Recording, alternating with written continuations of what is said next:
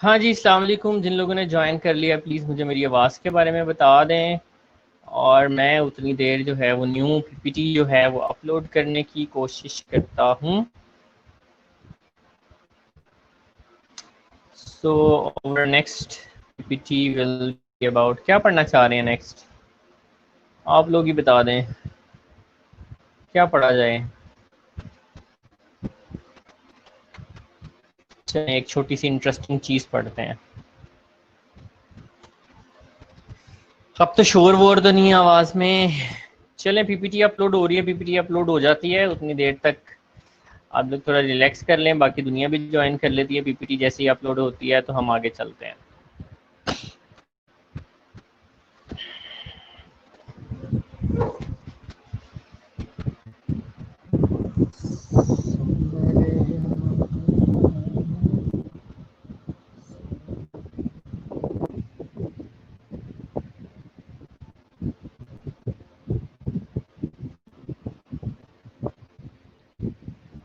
अच्छा जी, पीपीटी जो है ना वो अपलोड हो चुकी है मेरे पास। आपको पीपीटी नज़र आ रही है जी? बताएं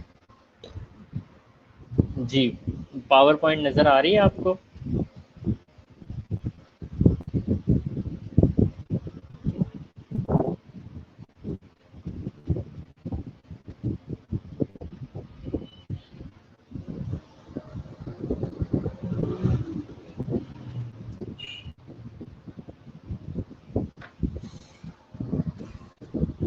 अच्छा भाई, नमाज ब्रेक नहीं ली आप लोगों ने? मैं आप लोगों को नमाज ब्रेक दे देता हूँ उतनी देर।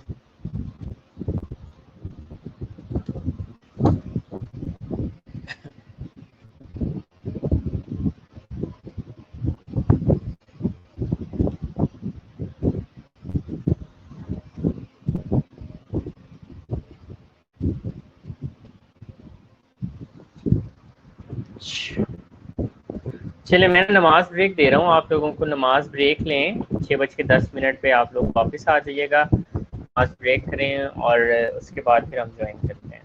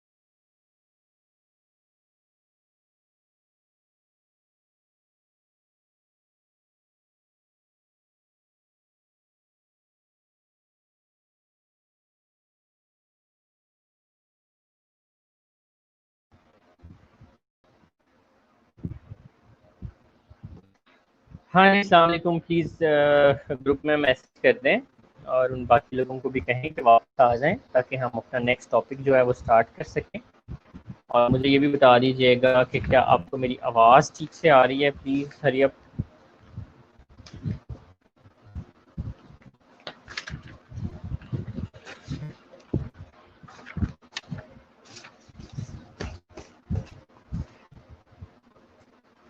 जी क्लास।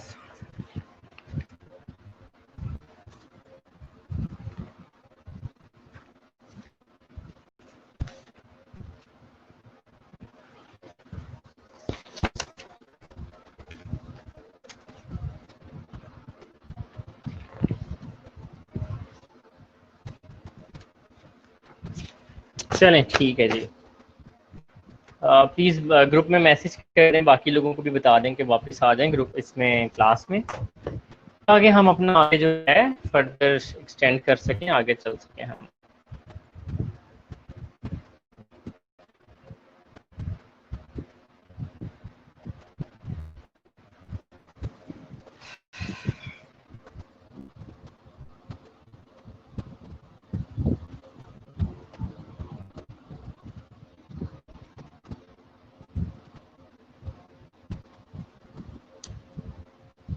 ठीक है जी, तो आपके सामने स्लाइड ओपन है जिसका नाम है difference between occupation and profession, characteristic of profession, difference between occupation and profession. और ये प्रेजेंटेशन जो है मैंने ये टीचर हैं मिस इरशाद जावेद, जो कि डीजी नर्सिंग रही हैं पंजाब की और मुझे एमएसएन में टीच करते थे, तो उनकी प्रेजेंटेशन को मैं यूटिलाइज़ कर रहा हूँ, इसलिए मैं उनको एक्नॉलेज करना चाहूँगा। आई होप आप लोग मुझे सुन पा रहे हैं।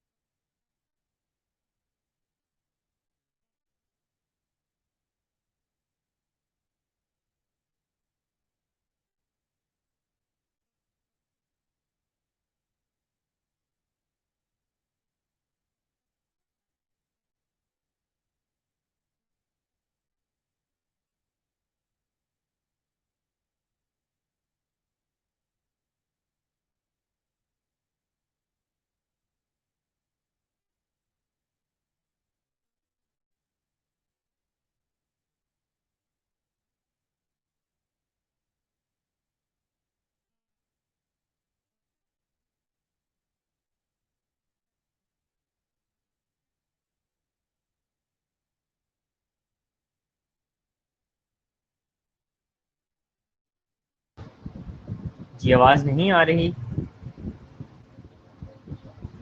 जी? But difference between occupation and profession.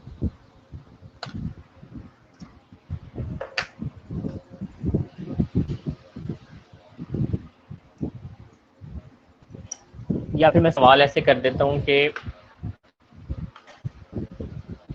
Occupation और प्रोफेशन को आप कैसे डिफाइन करेंगे? अगर मैं कहूँ कि बताएं जी ऑक्यूपेशन क्या होता है, प्रोफेशन क्या होता है, तो आप इसको कैसे डिफाइन करेंगे? जी जनाब।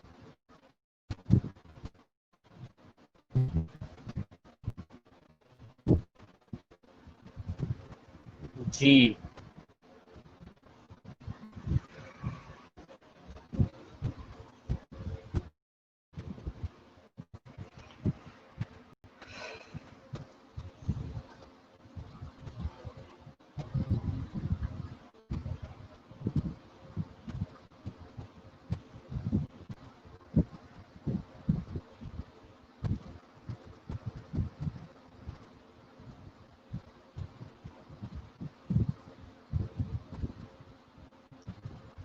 हाँ जी, एनीबॉडी आंसर करें जल्दी जल्दी। ऑक्यूपेशन क्या हो सकता है, प्रोफेशन क्या हो सकता है, क्या डिफरेंस हो सकता है आपके नज़दीक?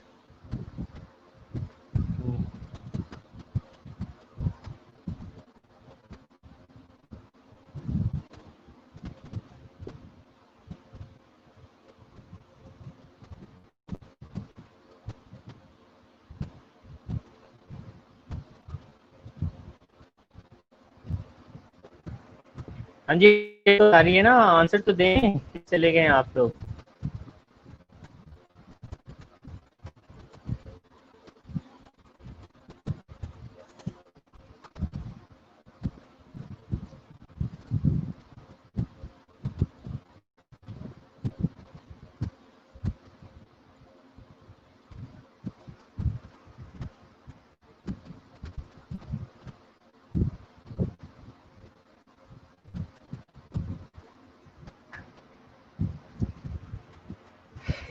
जी ठीक है जी। सो सबसे पहला जो आया है रिप्लाई, वो आया है मुझे, ममूना का प्रोफेशन लाइक हमारा nursing profession, occupation is about earning, case it is business and profession is about job like nursing. नहीं जी, प्रोफेशन एक स्पेशलाइज्ड ट्रेनिंग में आ जाता है। हाँ ये ठीक ठीक है, ये चीज़ ठीक है। फील्ड ऑफ वर्क, ऑक्यूपेशन जो अपनी कैपेबिलिटीज़ की वजह से चूज़ करें, और प्रोफेशन जो अपने डिग्री की इंफॉर्मेशन के साथ जॉब करें। ठीक है, थोड़ा एक हद तक ठीक है ये भी। और उसके बाद है जी, occupation is a way to earn money, profession is a special training and job. देखें जी, दोनों में पैसे अर्न कर किए जाते हैं। अर्निंग अ कैश ऑक्यूपेशन, अच्छा अगर बैंक में पैसे आए तो फिर वो प्रोफेशन हो जाएगा। हाँ ऐसा नहीं है। ऑक्यूपेशन इज़ लाइक बिजनेस, नहीं जी। Occupation is skilled and profession is by degree. ठीक है, आप किसी हद तक ठीक हो। चलें जी, हम आगे चलते हैं और फिर मैं अब आपको बताता हूँ कि बेसिकली ऑक्यूपेशन और प्रोफेशन में बेसिकली क्या डिफरेंस हो सकता है। हम्म अच्छा जी, मैं नेक्स्ट स्लाइड करता हूँ, और next slide we have profession. चलें जी, अब ज़रा इसको पढ़ें और फिर मुझे बताइएगा कि क्या आपकी डेफिनेशन में क्या डिफरेंस था, और क्या जो है ना, ये इससे क्या समझ आ रही है आपको।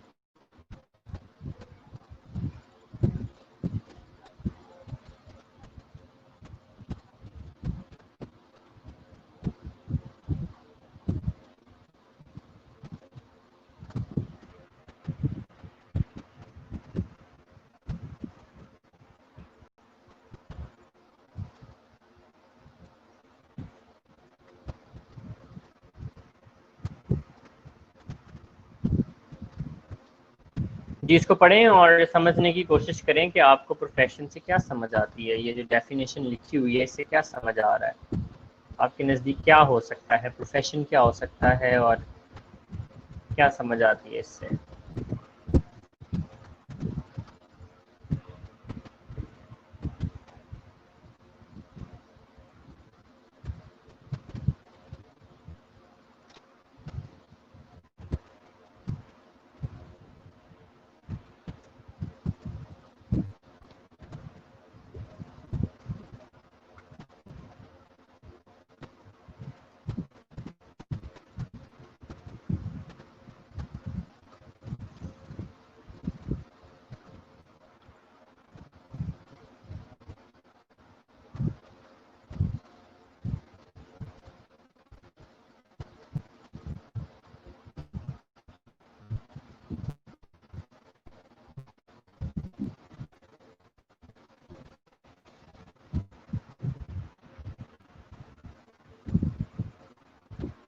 कॉलिंग, क्या मतलब कॉलिंग।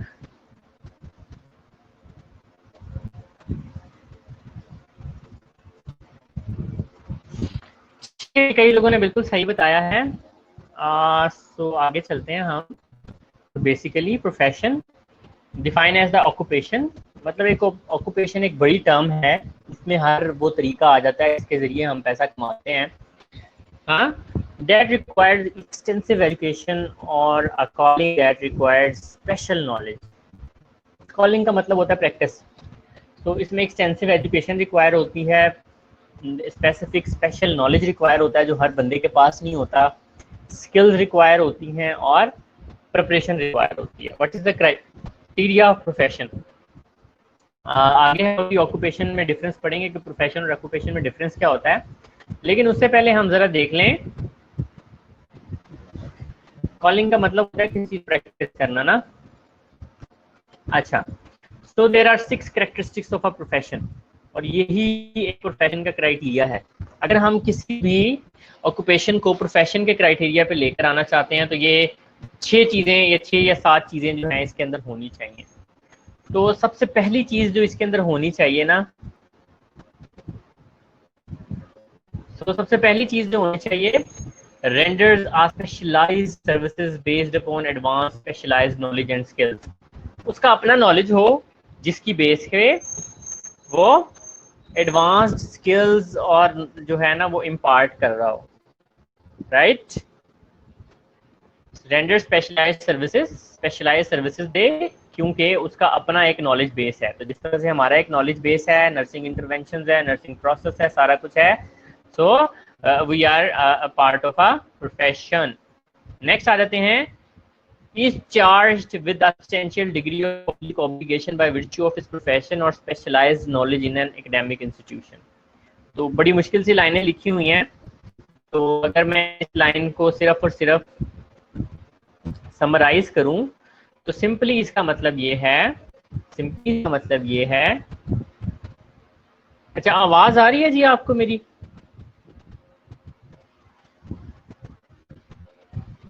जी आवाज आ रही है जी आपको?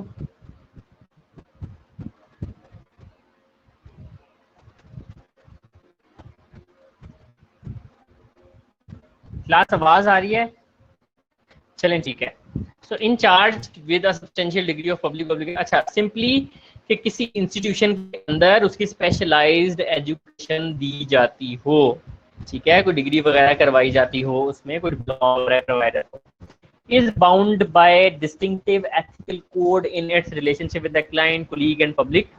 तो उस प्रोफेशन के डिस्टिंक्टिव एथिकल कोड होना चाहिए। आपने देखा होगा डॉक्टर्स का भी एथिकल कोड होता है, हमारा भी एथिकल कोड होता है, इसी तरह इंजीनियर की जो इंजीनियरिंग काउंसिल होती है उसका भी एथिकल कोड होता है जी। इस उसके बाद नेक्स्ट है जी 4th नंबर पे, services to a subsidiary in the general public interest.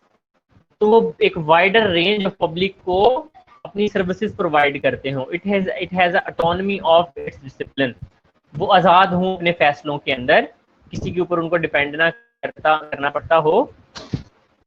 Has on professional association body, तो उनकी अपनी एक प्रोफेशनल एसोसिएशन बॉडी होती है, जैसा कि हमारी है पीएनसी। और 7वें नंबर पे जो ऐड किया गया है, ऊपर 6 लिखे हुए हैं लेकिन इसके 7 पॉइंट्स हैं, जैसा कि मैंने स्टार्ट में भी मेंशन किया था। तो कॉन्टिन्यूस प्रोफेशनल डेवलपमेंट होनी चाहिए, कंटिन्यूसली आप अपने लोगों को अपग्रेड करें, उनको आप ऑन जॉब ट्रेनिंग्स दें। तो ये 7 चीजें होंगी तो ही आप किसी ऑक्यूपेशन को प्रोफेशन कह सकते हैं, ठीक है। नंबर 1 स्पेशलाइज्ड स्किल और सर्विसेज, नंबर 2 एकेडमिक इंस्टीट्यूशंस के अंदर उनकी एजुकेशन दी जाती हो, नंबर 3 कोड ऑफ एथिक्स हो, नंबर 4 ऑटोनॉमी हो, अपने फैसले करते हैं, जनरल पब्लिक को वो सर्विसेज प्रोवाइड करते हो, नेशनल उनकी प्रोफेशनल एसोसिएशन हो, और कॉन्टिन्यूस प्रोफेशनल डेवलपमेंट हो, ठीक है जी। तो ये जो है क्राइटेरिया भी है, कैरेक्टरिस्टिक्स भी है। अगर एग्जाम में क्राइटेरिया ऑफ प्रोफेशन आ जाता है तो ये लिखने हैं, अगर एग्जाम के अंदर कैरेक्टरिस्टिक्स ऑफ द प्रोफेशन आ जाता है तो भी आपने यही लिखने हैं। नेक्स्ट आ जाता है difference between occupation and profession, कि ऑक्यूपेशन और प्रोफेशन के अंदर बेसिकली क्या क्या फर्क है। तो सबसे पहला फर्क, number 1 training maker on the job. एक मजदूर जो है वो एक प्रोफेशन है, उसकी ट्रेनिंग बाजू का जॉब पे ही हो रही होती है। लोग आते हैं, ज्वाइन करते हैं जॉब को, उनको सिखाया जाता है कि ये उठा के इस तरह रख देना है, ये उठा के इस तरह रख देना है। लेकिन जो प्रोफेशन होता है उसकी एजुकेशन टेक्स प्लेस इन ना कॉलेज और यूनिवर्सिटी। तो ये जो प्रोफेशन वाले लोग होते हैं इनकी एजुकेशन कॉलेजेस के अंदर, यूनिवर्सिटीज के अंदर होती है। ऑक्यूपेशन की जो लेंथ ऑफ ट्रेनिंग है वो थोड़ी सी हो सकती है, 2 महीने, 3 महीने, 6 महीने का डिप्लोमा और ये वो। लेकिन जो प्रोफेशन की जो एजुकेशन है वो प्रोलॉन्ग्ड होती है, साल हर साल पे मुश्तमिल होती है। Commitment and personal identification very, commitment और personal identification being a professional very कर सकती है। हो सकता है कि आज वो मजदूर का काम कर रहा है, कल को वो ढाबा लगा ले, परसों को चाय बेच रहा हो, ठीक है, उसके बाद कुछ और बेच रहा हो।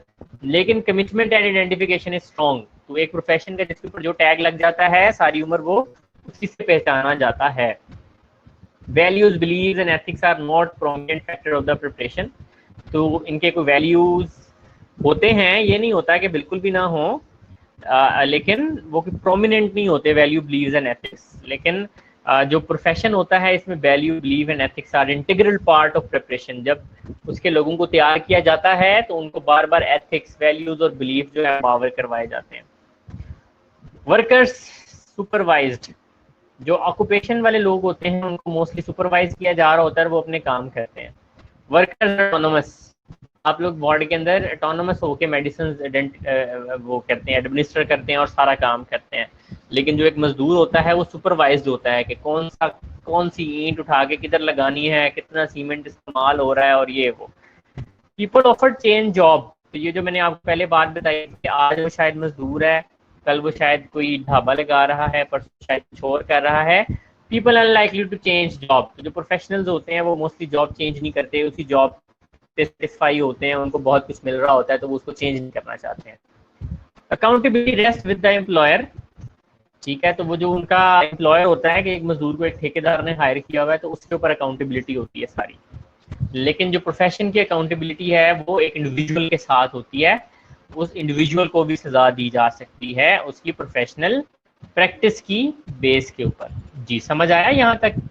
ये बहुत इंपॉर्टेंट है, ये जो मैंने आपको प्रोफेशन की डेफिनेशन पढ़ाई है, ऑक्यूपेशन प्रोफेशन में डिफरेंस बताया है, कैरेक्टरिस्टिक्स ऑफ द प्रोफेशन बताया है, ये सारे के सारे बहुत ज़्यादा इंपॉर्टेंट हैं। तो प्लीज़ आप लोगों ने इनको जो है ना बड़े अच्छे से याद करना है, इनको छोड़ना नहीं है आपने, राइट? समझ आ गई? चलें जी आगे चलते हैं। Nursing as a profession, nursing को प्रोफेशन क्यों कहा जाता है?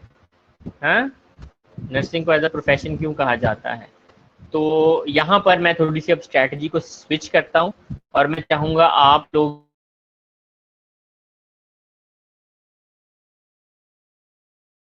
जरा इस स्लाइड को देखें और आप लोग मुझे बताएं कि इससे आपको क्या समझ आ रही है। क्या जो हमारा प्रोफेशन है, क्या हमारा प्रोफेशन जो है वो प्रोफेशन का क्राइटेरिया पूरा करता है? हमने सारे आइडियाज पढ़े हैं ना, कैरेक्टरिस्टिक्स ऑफ अ प्रोफेशन पढ़े हैं साथ।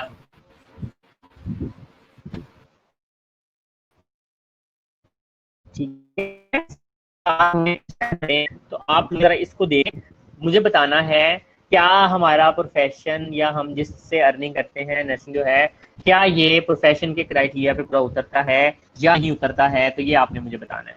तो आप लोगों के पास 3 मिनट्स हैं इसको पढ़ने के और उसके बाद आपने जॉट डाउन करना है कि आप क्या समझाइए इस चीज से।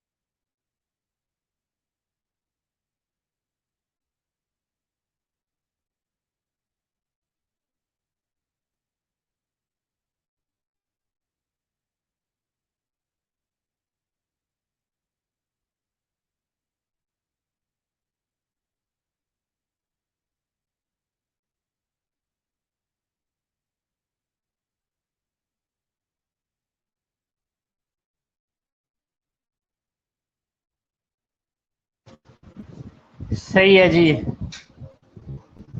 ठीक है, तो कैसे 7 क्राइटेरिया मीट करते हैं? तो nursing as a profession, Kelly 1981 में क्या कहती थी? Service providers are vital to humanity and the welfare of society. तो हमने देखा था कि एक प्रोफेशन जो है वो एक wider interest of the public के अंदर उसको सर्विसेज प्रोवाइड करनी चाहिए।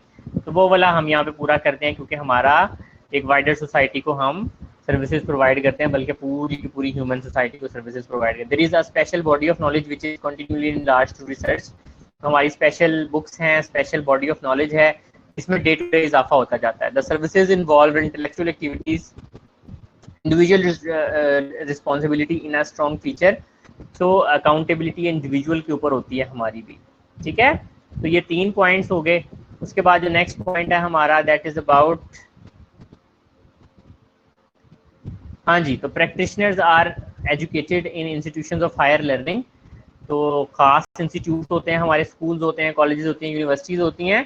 तो ये भी एक क्राइटेरिया पूरा हो गया। Practitioners are relatively independent and control their own policies and activities. तो हम ऑटोनमस होते हैं, बेशक वैसे नहीं है लेकिन डॉक्यूमेंटेशन में ऑटोनमस होते हैं हम। उसके बाद next is practitioners are motivated by service altruism and consider their word an important component of their lives. तो हम जो कमिटमेंट करते हैं उसे पूरा करने की कोशिश करते हैं जी। मुझे किसी का आया कि आवाज़ नहीं आ रही, तो क्या आप लोगों को आवाज़ आ रही है मेरी? बताइए।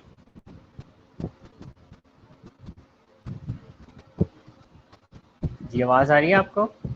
Next point is there is a code of ethics to guide the decisions and conduct of the practitioners. तो हमारा अलग से कोड ऑफ एथिक्स है, पीएनसी ने बनाया हुआ है, आईसीएन ने बनाया हुआ है। There is an organization association which encourage and support high standards of practice. तो हमारी पीएनसी एक ऑर्गेनाइजेशन और वो है।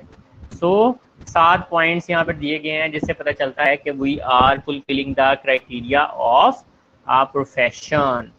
ठीक है, चलो यार, ये अब जरा हमने यहीं पे याद कर लेना है।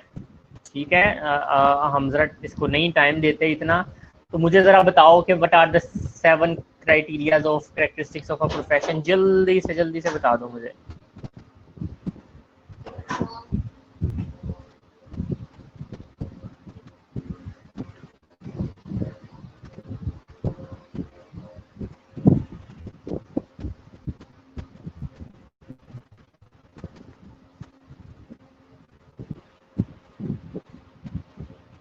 मैं आपका नेक्स्ट लेक्चर जो है ना उतनी देर अपलोड करता हूँ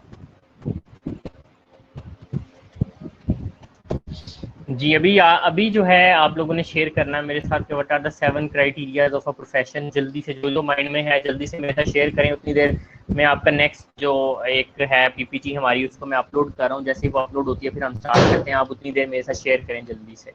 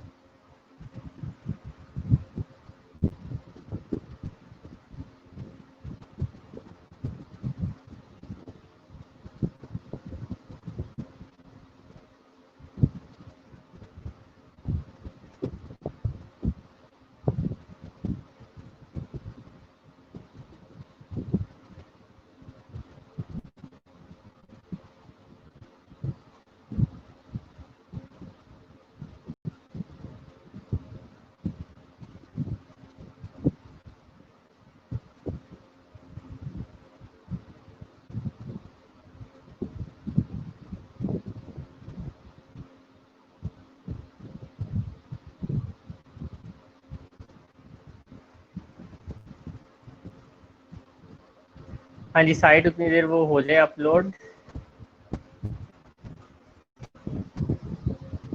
ठीक है जी, वेरी गुड, आप लोगों ने इसको याद कर लिया है। अच्छा जी, नेक्स्ट जो होगा ना हमारा, आप समझ लें कि topic that would be about assertiveness. ठीक है, और I am thinking to plan a test of PD with you guys. तो मैं आप लोगों के साथ पीडी का टेस्ट जो है वो प्लान करना चाह रहा हूँ। तो हमारा पीडी का जो है वो लेक्चर होता है जनाब ट्यूसडे को। सो इंशाल्लाह ताला जो नेक्स्ट ट्यूसडे है उस दिन हम ये जो रोल ऑफ नर्स है और साथ में जो है हमारा प्रोफेशन एंड ऑक्यूपेशन है, इसका हम टेस्ट लेंगे। आई होप आप लोगों ने वो बुक भी ले ली होगी, द प्रोफेशनल नर्सिंग वाली, प्रोफेशनल इंटरपर्सनल नर्सिंग वाली बुक भी ले ली होगी, क्योंकि उसमें से मैं एक चैप्टर भी ऐड करूँगा आपके टेस्ट के साथ जो कि इस रोल वाले चैप्टर से रिलेटेड है। ठीक है, तो लिहाजा छुट्टियाँ तेज़ कर लें अपनी और पढ़ना शुरू कर दें। अभी तक डेट शीट आपकी नहीं आई है, मुझे लग रहा था डेट शीट आ जाएगी, लेकिन क्योंकि डेट शीट नहीं आई है तो मेरा ख्याल है कि हमें अब पढ़ना शुरू कर देना चाहिए।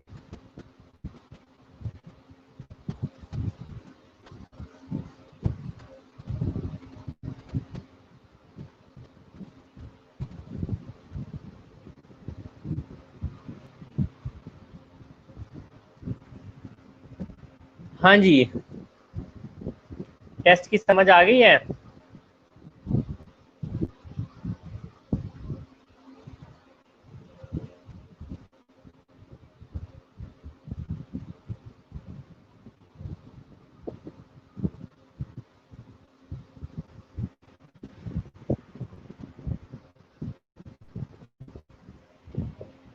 किसने कह दिया एग्जाम नहीं होने? फर्स्ट ईयर के एग्जाम होंगे, क्यों नहीं होने भाई। एग्जाम के बगैर आप लोगों को प्रमोट नहीं करेंगे, ये मैं आपको बता रहा हूँ। तो एग्जाम तो होंगे आपके, एग्जाम के बगैर नहीं प्रमोट करेंगे यार आप लोगों को। आप किस खुश फहमी में बैठे हुए?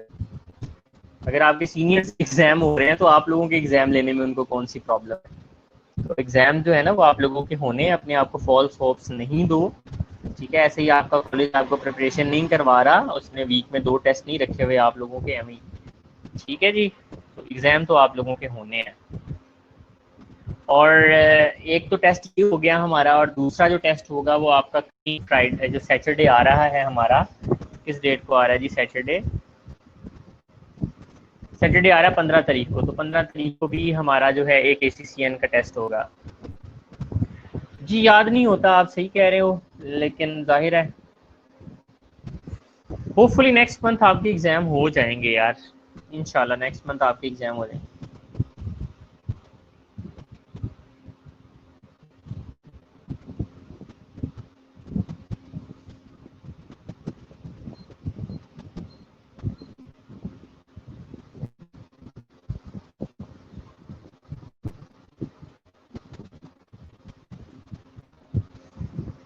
ठीक है जी।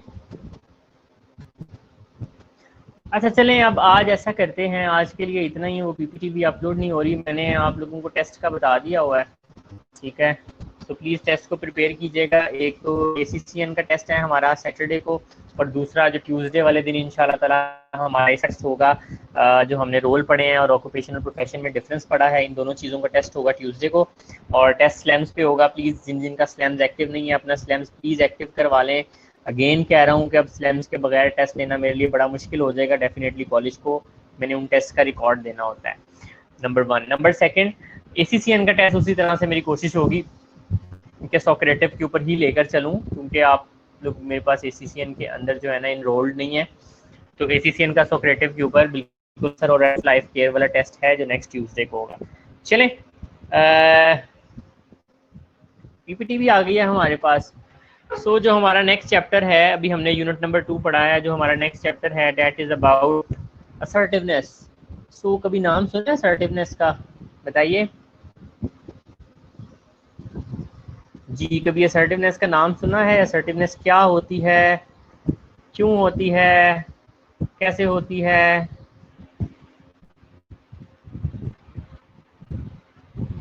जी असर्टिवनेस के बारे में बता दें।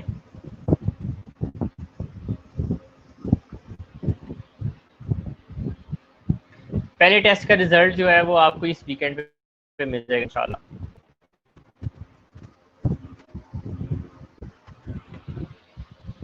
जी पहले टेस्ट का रिजल्ट नेक्स्ट वीकेंड पे इंशाल्लाह। आप लोग मुझे असर्टिवनेस के बारे में बताएं, कभी सुना है, क्या है असर्टिवनेस?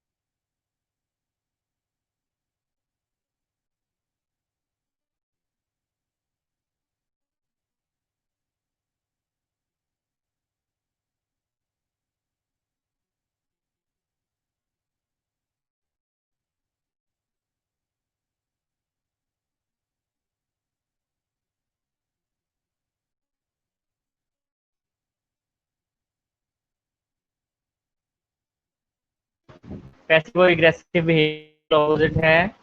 और मरियम सहर कहती हैं कि असर्टिवनेस ये है कि जैसे पेशेंट को केयर या बेनिफिट पहुंचाना बट अपने राइट्स का ख्याल करना। बिल्कुल कुछ ऐसा ही है इसमें। रियल असर्टिवनेस का बिहेवियर, लो जी तुम लोगों को नहीं आइडिया है असर्टिवनेस क्या होती है। चलें आज का लेक्चर यहीं पे एंड करते हैं हम, ठीक है। और नेक्स्ट क्लास में इंशाल्लाह ताला हम असर्टिवनेस को जो है वो आगे लेके चलेंगे, राइट। और आज हम यहीं पे इस चीज़ को एंड कर देते हैं। चलें, अपना बहुत सारा ख्याल रखिएगा और असर्टिवनेस जो है वो इंशाल्लाह ताला नेक्स्ट फिर।